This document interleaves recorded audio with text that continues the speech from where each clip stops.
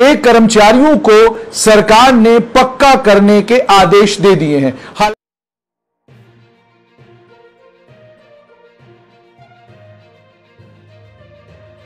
तो एक good news हमारे डेली विजर्स के लिए, एक बार फिर से यहाँ पर एलजी एडमिनिस्ट्रेशन ने हमारे डेली विजर्स को यहाँ पर रेगुलाइज करने का फ़ैसला कर लिया है। तो ये जो यहाँ पर एलजी एडमिनिस्ट्रेशन ने डेली विजर्स को रेगुलाइज करने का फ़ैसला कर लिया है,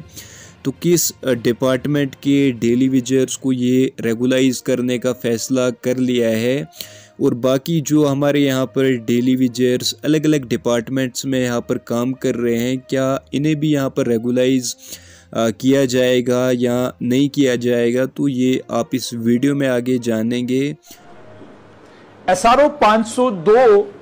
का जो सरकार ने वादा किया था, उस एसआरओ 502 का तो निरीक्षण सरकार कर रही है, दोबारा से नजरसानी की जा रही है उस एसआरओ 502 के ऊपर। वहीं पर आज एक अच्छी खबर आई है कि power development corporation limited, Jammu power development corporation limited के 206 कर्मचारियों को सरकार ने पक्का करने के आदेश दे दिए हैं। हालांकि वो 2 साल के प्रोबेशन पीरियड पर रहेंगे और भी उसके अलावा कई सारी फॉर्मेलिटीज हैं जो उनको मुकम्मल करनी है, लेकिन 206 जम्मू पावर डेवलपमेंट कॉरपोरेशन के वो डेली रेटेड वर्कर जिनको कल तक वेजेस मिलती थी, यानी कल तक मजदूरी मिलती थी, अब वो Jammu power development corporation limited के पक्के मुलाजिम हो चुके हैं। उन तमाम मुलाजिमों को स्ट्रेट लाइन की तरफ से मुबारकबाद। लेकिन क्या इन 206 मुलाजिमों के पक्का होने को यह माना जाए कि इसके बाद अब बाकी अलग अलग विभागों में जो डेली रेटेड वर्कर हैं उनको भी पक्का करने की कवायद जम्मू कश्मीर में शुरू होगी?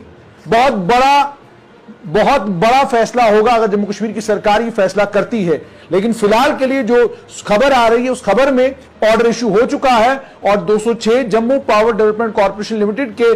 कर्मचारियों को रेगुलराइज कर दिया गया है।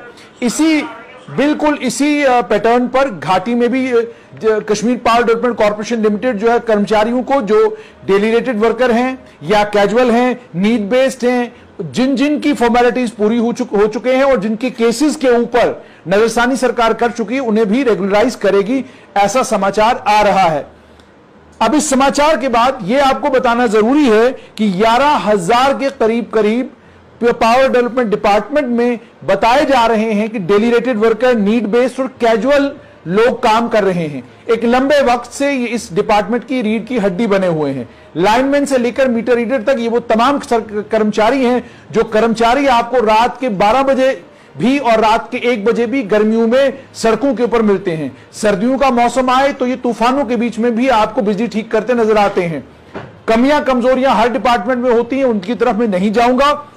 लेकिन खबर फिलहाल ये कि उन्हें रेगुलराइज करने का, 206 मुलाजिमों को रेगुलराइज करने का सिलसिला शुरू हो गया है। पीएचई डिपार्टमेंट के इसी तरह के कर्मचारी जो है सड़कों के ऊपर हैं, जबरदस्त तरीके से धरना प्रदर्शन विरोध सब कुछ कर रहे हैं वो, लेकिन सरकार अभी तक उनके मामले में फैसला नहीं ले रही। इसी तरीके से हम एनवाईसी वॉलंटियर्स की बात करें, उन एनवाईसी वॉलंटियर्स को भी एसआरओ 502 में डाला गया था। अब सुनने में आया है लेफ्टिनेंट गवर्नर मनोज सिन्हा ने उन्हें आश्वस्त किया है कि 1 महीने के अंदर अंदर उनको लेकर भी सरकार कोई पॉलिसी मुरतब करेगी और उनके मामले का भी निपटारा किया जाएगा। लैंड डोनर्स जिन्होंने अलग अलग स्कीमों के लिए, कहीं पर स्कूल के लिए, कहीं पर किसी और सरकारी बिल्डिंग के लिए जमीन सरकार को दी, वो लोग भी इंतजार में थे कि सरकार उनको लेकर कोई फैसला लेगी और उन्हें भी राहत मिलेगी, लेकिन उनको लेकर भी सरकार चुप्पी साधे हुए है। और पिछले दिनों एक सरकारी कागज में यह लिख दिया गया कि जम्मू कश्मीर का जल एडमिनिस्ट्रेशन डिपार्टमेंट एसआरओ 502 को दोबारा से देख रहा है,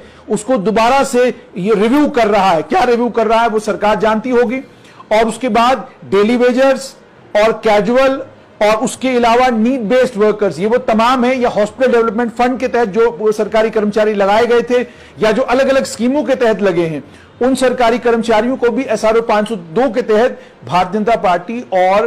पीडीपी की सरकार ने यकीन दहानी कराई थी कि आपकी सरकारी मुलाजमत, आपकी मुलाजमतें पक्की होंगी। लेकिन हुकूमत चली गई, उसके साथ में हुकूमत को अपना वादा भी भूल गया और उसके बाद भारतीय जनता पार्टी के ही कुछ नेताओं ने, कुछ कदावर नेताओं ने यह कहना शुरू किया कि ये अलग अलग डिपार्टमेंटों पर बोझ हैं, बैकडोर एंट्री है, ये बैकडोर से, ये पिछले दरवाजे से आए हैं, इनको पिछले दरवाजे से ही बाहर निकाला जाएगा। और कईयों ने तो यहां तक कह दिया कि इनको रिटायरमेंट तो ऐसे ही रहने दीजिए, रिटायर हो जाएंगे तो उसके बाद देखा जाएगा क्या किया जाए। कईयों ने यह कहा कि अगर इन सब लोगों को रेगुलराइज करना है उसके लिए बहुत बड़े फाइनेंशियल पैकेज की जरूरत होगी, तब जाकर ये रेगुलराइज होंगे। अब सवाल यहां पर यह पैदा होता है, जब सरकार जानती थी कि इनकी तादाद लगभग 1,25,000 के करीब है और कुछ एदादुशुमार के मुताबिक कोई 70,000 के करीब है, ये जितने भी लोग हैं, जब सरकार ने 2014 में एक्सरसाइज कराई और 2015 में SRO 502 लाया, उस वक्त भी सरकार ने एक पूरी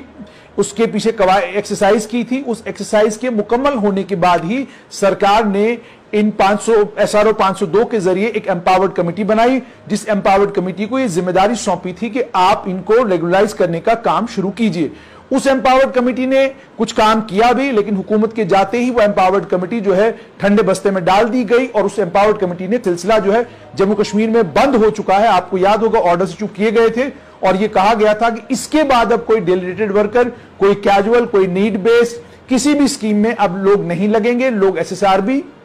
पब्लिक सर्विस कमीशन और सरकार जिस भी एजेंसी को बनाएगी उस एजेंसी के तहत ही अब रिक्रूट होकर आएंगे।